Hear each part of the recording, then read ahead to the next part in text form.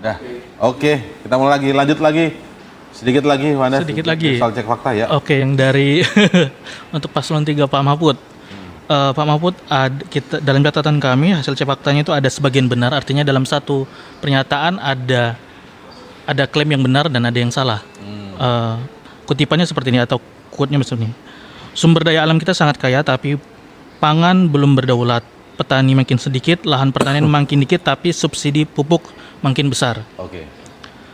Data dari Itu Kompas. klaimnya ya, Oke, tadi itu yang klaimnya. statement yang diucapkan, oke? Oke, jadi data dari Kompas, Kedaulatan Rakyat sesuai dengan statement dari FAO bahwasannya kedaulatan pangan Indonesia masih dipertanyakan karena Indonesia masih bergantung dengan pasar impor untuk memenuhi kebutuhan-kebutuhan pokok. Ya. Nah, angka kelaparan Indonesia di tahun 2002 mencapai 16,2 juta orang. Lalu kemudian itu benar ya, belum berdaulat. Tapi subsidi pupuk makin menambah itu salah. Karena sejak 2019 subsidi pupuk turun. Ya, itu data itu. Lalu untuk yang mungkin ini terakhir, klaim dari Pak Mahfud, yaitu beliau mengatakan deforestasi di Indonesia dalam 10 tahun terakhir mencapai 12,85 juta hektar. Faktanya dari DLHK, deforestasi Indonesia jika dihitung akumulasi selama 10 tahun terakhir sekitar 4,46 juta, sehingga tidak sampai 12,85 juta hektar. Salah ya tadi Jadi ya? bernilai salah. Oke, kalau gitu. Memang kan. Ya. Cenderung sekarang deforestasi Indonesia itu paling rendah sepanjang masa. Ya.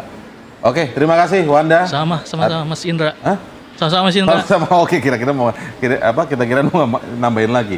Terima kasih ya Wanda Oke, atas siap. waktunya. Boleh Mas Dimas geser lagi ini, menggeser Wanda ini karena Wanda tidak ingin berkelanjutan menyampaikan cek faktanya tadi. Oke, kita sampai ke kesimpulannya tadi juga kalau kita lihat singkat tadi ada pernyataan dari pasangan calon nomor urut 3 Ganjar Pranowo dan Mahfud MD tentang debat tadi. Sekali lagi tadi Pak Mahfud menggarisbawahi ya soal tidak perlu menjawab pertanyaan dan mengembalikan ke moderator, tadi digarisbawahi lagi karena sudah tidak substansif gitu menurut Pak Mahfud dalam konteks yang tadi. Kesimpulan deh, silakan mulai dari Mas Dimas dulu, nanti sampai terakhir dari Pak Fadil. Dulu. Apa ya tadi disampaikan oleh Pak Anies tadi menurut saya sangat benar ya. Ini sudah terpampang jelas dan menurut saya kan pemimpin itu tidak hanya semata-mata bicara tentang kemampuan, kapasitas, tapi juga bicara tentang integritas. Nah, persoalan etika ini sesungguhnya di atas dua hal tadi, terkait dengan integritas sebenarnya, tapi etika ini penting dan sayangnya kalau untuk nomor urut 3 cawapresnya ini, nomor urut 2 cawapresnya ini Gibran Rakabuming tadi tidak menunjukkan ya aspek itu yang justru sangat penting jika kita ingin memutuskan untuk siapa yang sesungguhnya layak dipilih dan didukung untuk jadi pemimpin nasional ya. Itu yang pertama dan itu menurut saya sangat signifikan. Ya, lalu kemudian Sorry gua potong. Tadi kan Gibran juga dalam closing statementnya itu berulang kali mengatakan persoalan-persoalan zaman now itu juga harus diselesaikan dengan cara zaman now. Dia masih sepertinya kalau saya melihat ya, apakah mungkin dia masih pingin dan getol untuk menyasar pemilih milenial dan Gen Z? ya. Tapi boleh nggak dibandingkan dengan bagaimana dia berada dalam debat tadi itu selaras nggak dengan Itu mencari salah. suara Kalau Gen Z? Dia benar-benar membaca hasil penelitian atau kecenderungan ya dari pop culture anak-anak Gen Z, justru mereka sangat menghormati nilai-nilai lama yang sesungguhnya masih sangat relevan untuk mereka anut.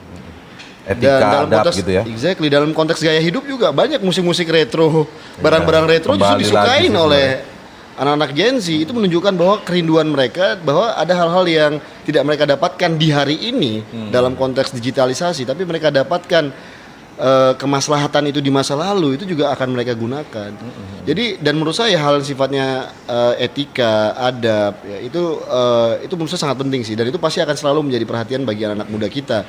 Yang mana memang tradisi-tradisi baik itu selalu selalu dibicarakan oleh lingkungan mereka, oleh environment mereka. Apakah mereka dengan keluarga orang tua mereka, apakah dengan guru di sekolah, lalu di pertemanan mereka, di komunitas-komunitas mereka. Ada hal yang sifatnya normatif, itu yang moral, integritas itu penting gitu. Lalu yang kedua menurut saya juga menjadi penting, catatan penting dari debat ini adalah bahwa bagaimanapun yang namanya perbincangan-perbincangan baik atau diskursus-diskursus baik, itulah yang membentuk atau menjadi pilar dari kehidupan bernegara dan berbangsa. Dan itu harus kita jaga. Percakapan-percakapan baik, diskursus-diskursus baik. Nah, perdebatan ini kan sebenarnya hendak memperlihatkan kepada kita semua bahwa ketika kita membahas topik tentang tentang ekonomi berkelanjutan, tentang agraria, tentang lingkungan hidup, tentang masyarakat adat, desa dan seterusnya, itu kan ada sebuah frame diskursus yang memang hendak diajukan, hendak dimunculkan. Dan pastilah itu kan semua perbincangan itu merujuk pada etika atau nilai-nilai tinggi, atau kalau kata Machiavelli ini yang bicara namanya the highest virtue, atau nilai tertinggi, norma tertinggi. Itu yang menurut saya sangat penting untuk dilihat, sehingga lagi-lagi itu menjadi sangat penting dalam memutuskan untuk memilih nantinya. Dan anak-anak muda saya pikir sangat sensitif di situ, mereka paham. Dan jangan sepelekan anak-anak muda, Mas Indra. Jadi anak-anak muda ini mereka terpapar oleh konten pro dan kontra itu dalam hitungan detik. Kalau zaman saya dulu mungkin harus ada ibaratnya tesis, antitesis dan sintesis, itu ada waktu, ada space. Orang penelitian yang satu dengan tesis yang satu itu untuk mengcounter dengan mungkin butuh waktu, bisa seminggu, sebulan, berapa bulan. Lalu ada antitesis dan lalu kemudian dan seterusnya. Ada dinamika, dialektika di situ. Nah, kalau sekarang konten pro dan kontra itu sangat cepat diproduksi. Artinya ada semacam situasi di mana anak muda itu begitu intens menerima konten yang seperti itu, membangun sebuah yang disebut Pancasila, namanya hikmat kebijaksanaan. Mereka punya wisdom gitu untuk menilai sesuatu ini pantas, layak atau tidak gitu. Dan ada batasan-batasan. Jadi saya pikir di sini hari ini Gibran jika ia mengklaim semacam self proclaim ya, kalau dia mewakili anak muda dan membawa solusi baru, solusi kekinian untuk anak-anak muda kekinian, ini bukan jawabannya gitu. Dari substansi juga beliau tidak mencukupi gitu. Nah, yang menarik adalah bagaimana dua paslon lainnya itu cukup bijaksana untuk menyikapi hal itu. Dan juga kalau menurut saya Pak Mahfud dengan segala hormat ini juga bicara tentang konsentrasi beliau ya, dalam mencoba untuk menjawab pertanyaan-pertanyaan atau tantangan dari Gibran maupun Muhaimin ya, Gus Imin. Pak Mahfud ini tadi kita bahas, dia positioningnya confused, bingung, problematik. Beliau sebagai bagian dari rejim, beliau mengkritik rejim. Menko lagi, dan dia bicara tentang ada tadi mafia, ada tentang aparat, ada tentang persoalan-persoalan yang sebenarnya di lingkupnya dia. Susah gerak ya sebenarnya. Ya, susah gerak, dan akhirnya membuat itu ya keterbatasan dalam diri Pak Mahfud untuk merespon berbagai pertanyaan atau katakanlah membangun sebuah gagasan yang otentik gitu. Dan ini problem bagi Pak Mahfud, dan lagi-lagi soal konsentrasi. Dan terakhir adalah Caimin. Gus Muhaimin menunjukkan kapasitas beliau ya sebagai seorang politisi yang cukup punya kapasitas, dan lagi-lagi beliau hari ini adalah sebuah evolusi yang sangat luar biasa ya, transformatif dari debat beliau yang kedua. Beliau improve luar biasa secara signifikan, menunjukkan kualitas dia yang pantas sebagai calon wakil presiden yang menurut saya bisa dijadikan sebuah teladan gitu ya bagi anak-anak muda. Ini orang kenapa bisa menjadi teladan, atau bahkan Mas Anies sendiri, mereka itu berproses bertransformasi jadi pemimpin dari mahasiswa lalu kemudian sampai sekarang, dan itu artinya tidak dicapai dalam secara instan, tidak ada privilege, secara substansi mantap, dan punya ketenangan dan kematangan dalam perdebatan tadi yang kita lihat. Oke, saya geser ke Mas Irfan sebagai pakar hukum lingkungan. Anda mendapatkan sesuatu yang bernas nggak dari tadi di dalam debat secara keseluruhan ya, secara keseluruhan isu-isu yang penting, urgent dibahas dan lain sebagainya. Ya, tentunya ada hal-hal substansif yang keluar tadi dari perdebatan, khususnya antara Gus Muhaimin sama Prof. Mahfud. Gitu. Oke. Walaupun ada gangguan di tengah gitu yang menurut saya merusak proses perdebatan yang harusnya terjadi substansif. Itu satu hal yang penting dicatat, di mana terlihat juga di sini siapa calon yang memang masih ingin menyandarkan ekonomi politik pembangunan Indonesia itu kepada industri ekstraktif. Ini jelas-jelas memperlihatkan. Kelihatan ya itu ya? Oh kelihatan dong. Siapa yang dengan menggebu-gebu ingin eksploitasi nikel dan segala macam yang menurut saya cukup mengagetkan. Yang harusnya seseorang yang lebih muda itu sebenarnya terpapar dengan isu-isu lingkungan. Jadi pilihan ekonomi politiknya kok malah out of date gitu loh. Yang tidak, kan dunia itu menuju pembangunan berkelanjutan dan pembangunan green economy dan circular gitu.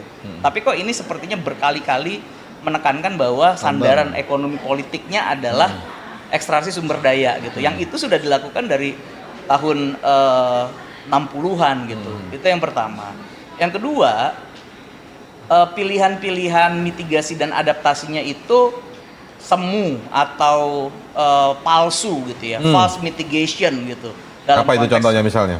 food estate itu jelas ya, logika-logika yang menyatakan bahwa kemungkinan itu adalah mitigasi terhadap perubahan iklim, tapi dia punya dampak lingkungan dan dampak krisis iklim yang sangat besar. Tapi tadi diklaim ada yang sukses. Saya masuk ke soal food estate dulu. Tadi diklaim tadi kan ada yang sukses, sudah tumbuh jagung dan lain sebagainya. Polybag. Iya. Tingkat kesuksesannya berapa persen dari yang yang keseluruhan gitu. Iya. Nah, dan dampaknya berapa persen dari keseluruhan. Dampak lingkungannya ya. Dampak lingkungannya. Jadi out of date. Jadi pikiran-pikiran yang menurut saya out of date yang harusnya tidak keluar dari seseorang yang men-self proclaim dirinya sebagai generasi Z yang mereka punya concern generasional yang namanya krisis iklim dan perlindungan lingkungan. Ya. Yang terakhir menurut saya penting untuk dicatat adalah hari ini terlihat harusnya debat substansial kepemimpinan nasional itu ada di level apa.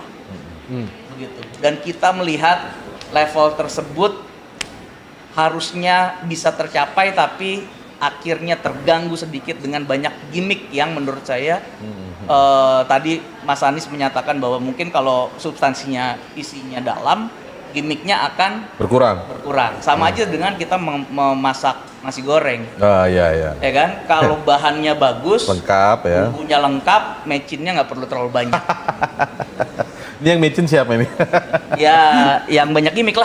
Banyak gimmick ya. Oke, Pak Fadil, silakan Pak Fadil. Ya, jadi pertama tentang catatan tentang Gibran ya. Ini kan berdasarkan survei dari indikator ya. Iya. 82% generasi Z sama generasi milenial itu sangat khawatir ya, dan khawatir terhadap kerusakan lingkungan. Betul. Ya kan? Jadi mayoritas hampir mayoritas mutlak generasi ini Bane itu Ya, teman-teman ya. dan teman-temannya itu sangat prihatin, khawatir gitu ya. Nah, di sisi lain Gibran ingin mencoba menjadi representasi daripada generasi Z itu ya kan? Ya. Dan generasi milenial. Tetapi konsep gagasan yang dia bawa itu adalah hilirisasi dan food estate yang itu sudah terbukti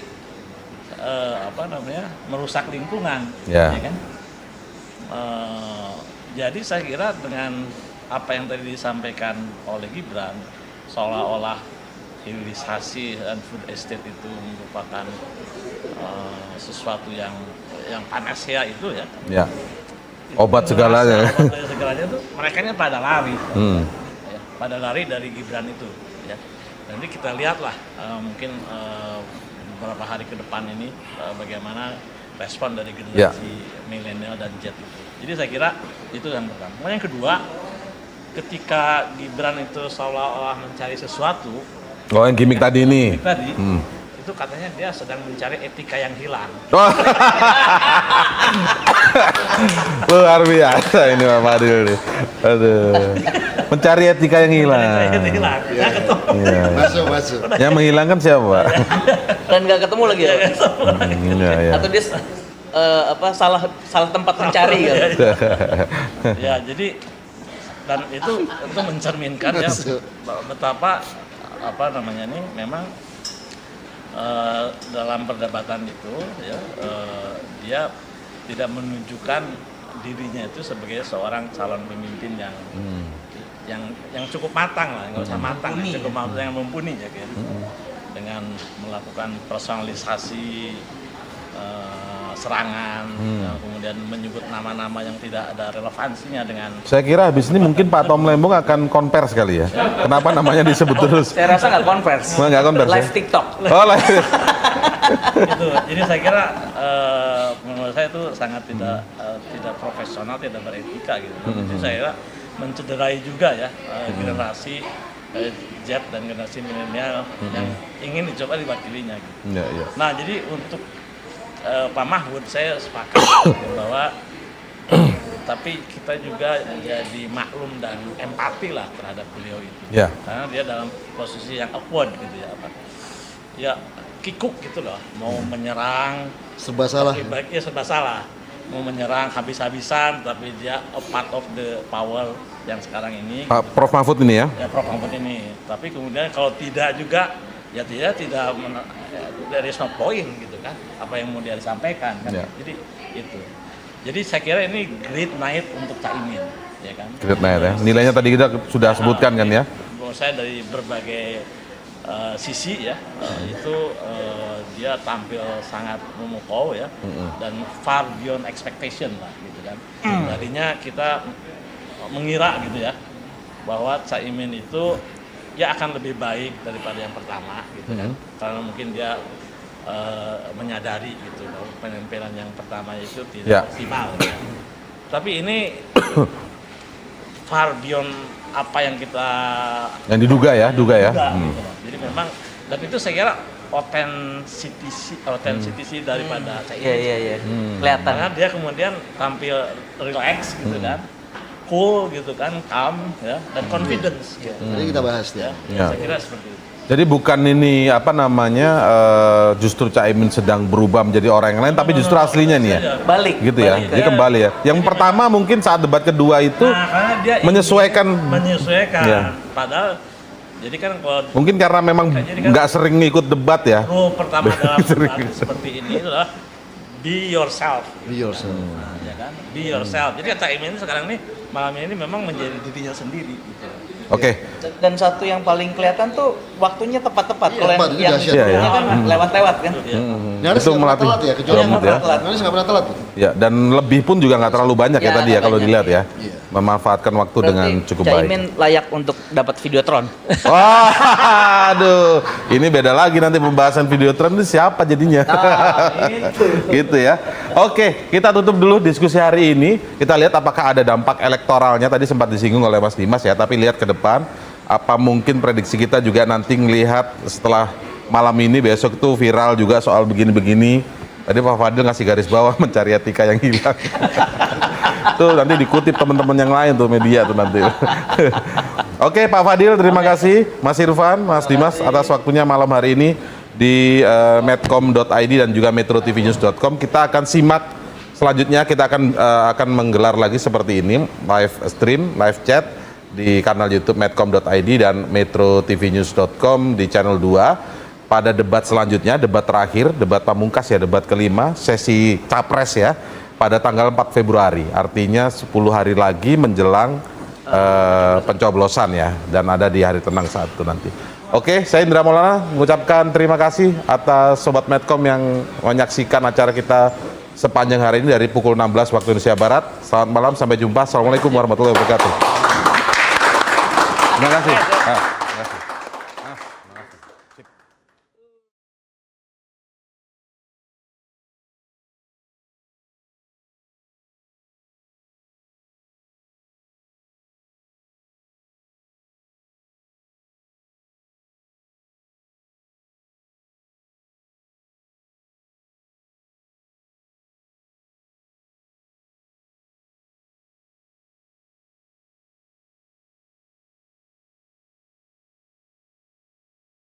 Jelajahi cara baru mendapatkan informasi. Download Metro TV Extend sekarang.